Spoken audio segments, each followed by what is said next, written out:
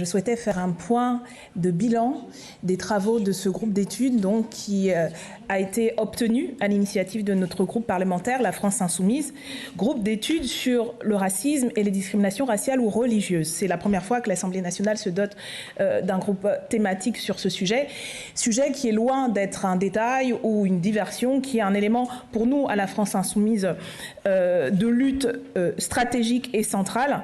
Je rappelle quelques chiffres pour prendre la mesure de quoi on parle. Aujourd'hui, en France, chaque année, plus d'1 million de personnes déclarent être victimes d'au moins une atteinte à caractère raciste. Le racisme affecte tous les aspects de la vie quotidienne, l'éducation, l'emploi, le logement, la santé, les transports, l'accès aux services publics. Cette construction politique et sociale affecte la vie de millions de nos concitoyens et concitoyennes et plus largement dans la population.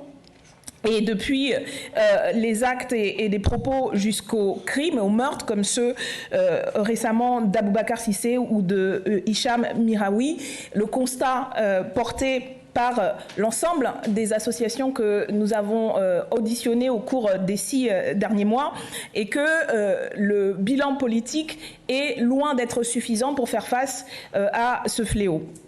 Nous avons auditionné la Commission nationale consultative des droits de l'homme, des associations comme Human Rights Watch, la Ligue des droits humains, la Commission européenne contre le racisme et l'intolérance, la Fédération de la Maison des Potes, le Mouvement contre le racisme et pour l'amitié des peuples, le MRAP, SOS Racisme, la Défenseur des droits et le délégué interministériel à la lutte contre le racisme, l'antisémitisme et les haines anti-LGBT.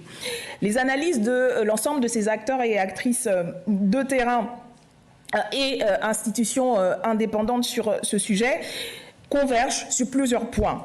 D'abord, le caractère structurel et systémique du racisme. Ensuite, sur le fait que les politiques menées jusqu'à aujourd'hui par le gouvernement sont jugées insuffisantes, souffrant de nombreuses carences, comme l'absence de mesures de lutte contre, par exemple, les contrôles aux faciès, qui nous ont valu une condamnation récente de la Cour européenne des droits humains. Et puis surtout la question des moyens, notamment financiers, consacrés par l'État.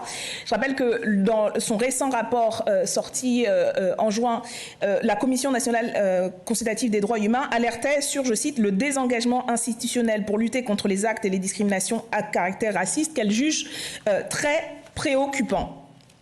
Autre point de convergence de l'ensemble des associations, notamment la nécessité d'avoir plus de transparence sur les critères d'efficacité, les critères d'attribution des financements quand il y en a. Il y a, ça a été noté, une disproportion dans ces attributions entre associations qui interrogent, et la nécessité d'accroître et d'accentuer qualitativement les formations actuellement sommaires des agents publics, plus spécifiquement celles et ceux des forces de sécurité et des magistrats et des magistrates.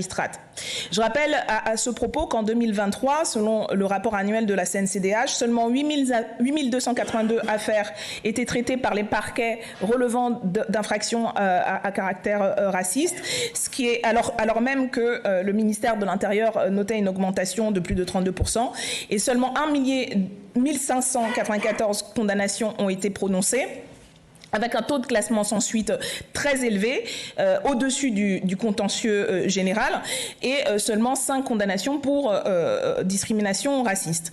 Et je rappelle aussi 2 sujets que nous portons et sur lesquels nous nous mobilisons beaucoup depuis plusieurs mois.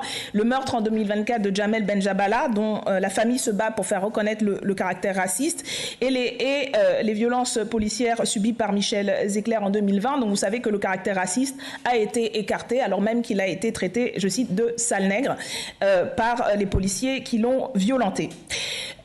Donc voilà un état des lieux. Je vous invite à lire les comptes rendus des auditions que nous avons organisées au cours des 6 mois. Ils sont en ligne sur le site de l'Assemblée nationale. Et pour votre information, le groupe d'études va s'atteler maintenant à 2 sujets thématiques spécifiques. Maintenant, je veux dire, à partir de la prochaine session, la question de la santé, ça a été notamment un focus de la Défenseur des droits et de la CNCDH sur les discriminations et les biais racistes en matière de santé, et la question de l'éducation, d'une part, ainsi que la question des médias et des réseaux sociaux qui sont des plateformes sur lesquelles se développe énormément la parole raciste et sur lesquelles, par rapport auxquelles l'action politique et du gouvernement est encore défaillante. Voilà pour un bilan. Je suis à votre disposition. Je sais que c'est un sujet, bien sûr, qui vous interpelle, qui vous intéresse et vous trouverez donc à la France Insoumise et auprès du groupe d'études l'ensemble des réponses aux questions, j'imagine très nombreuses, que vous posez sur l'action politique à mettre en œuvre pour lutter contre le racisme sous toutes ses formes.